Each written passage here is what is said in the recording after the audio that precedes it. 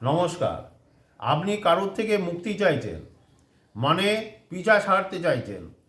যে আপনার পিছনে লেগে রয়েছে, আপনাকে ব্ল্যাকমেল করছে, সে আপনাকে কিছুতেই ছাড়তে চাইছে না। আমি আপনাদের এমন একটা উপায় বলবো, সে নারী হোক বা পুরুষ হোক, সবাই করতে পারেন।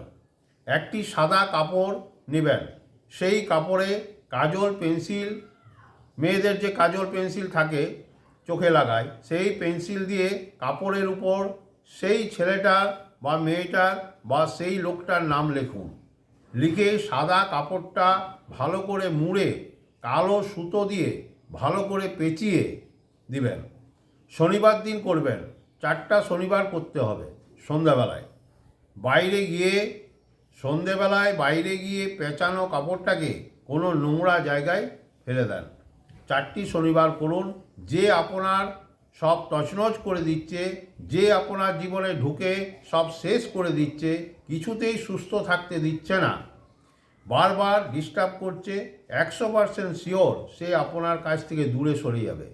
কালো সুতাটি শনিবারের আগের দিন কিনে রাখবেন, শনিবার দিন কিনবেন না।